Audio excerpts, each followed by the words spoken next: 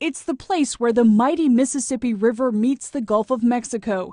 Sediment from the river settles into this system of wetlands that thrive on the delicate marriage of fresh and salt waters. The wetlands are a nursery for shrimp, oysters, and crabs, and they're in danger.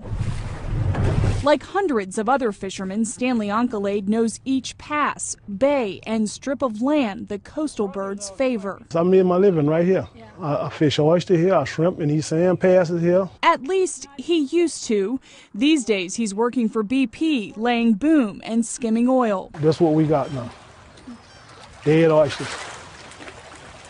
The intricate network of waterways through the marshlands are now crisscrossed by oil slicks that inevitably end up in the grasses. Here's one example of crude covered grass, and here's a tar ball the consistency of peanut butter. All of the grass in wetlands lands now, all of them that have been oiled, the surface leaves will all die. Those plants are going to die. Loyola University's Dr. David White has dedicated decades to studying Louisiana's wetlands.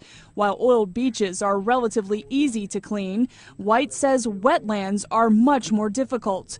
Their plants have shallow roots that grow just inches below the muddy soil. Just the weight of humans walking on the plants to clean them would crush their roots and suffocate the plants. But even before oil from the Deepwater Horizon leak started creeping into the wetlands, they were in trouble. You can see all these straight lines.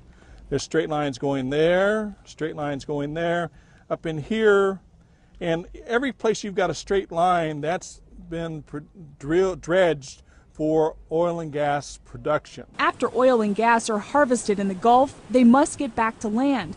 In many cases, underwater pipelines cut through the wetlands to transport it. That's allowed salt water to seep into or intrude into fresh water, wreaking havoc on freshwater plants. Most of our wetland loss problems in this coastal environment right now are really a result of human activity. When oil was first discovered in the Gulf in the 1930s, Malik Wiley says coastal residents didn't understand the value or purpose of the marsh. They thought it was worthless. It's an amazing web of life that we're just now getting a handle on. Now Louisiana's coastal parishes are weighing their cleanup options. There's talk of controlled burns. Dr. White prefers the technique of trimming, giving the grasses a haircut when the wetlands are flooded to keep oil from collecting on their leaves when water recedes. Since the oil started threatening Louisiana's coast, locals have been using the Mississippi River as a shield. The unhindered outflow of the river is keeping oil from washing too far into the marsh. But in the fall, the river level drops. You get low river water.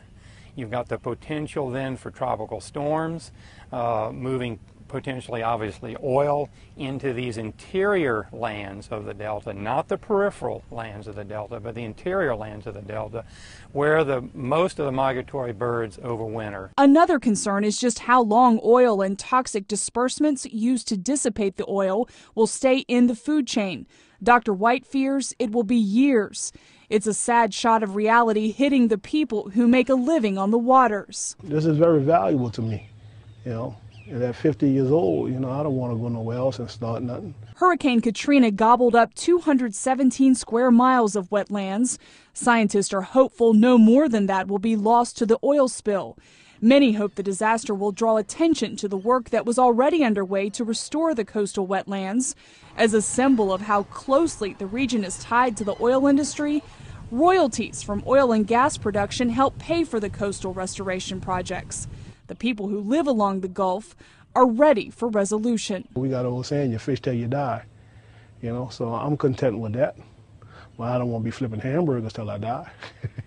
For now, for the first time in his life, Oncolade is buying imported fish in a box from the supermarket. It sustains him as he works to clean up his backyard. Jennifer Wishon, CBN News, along the coast of Louisiana.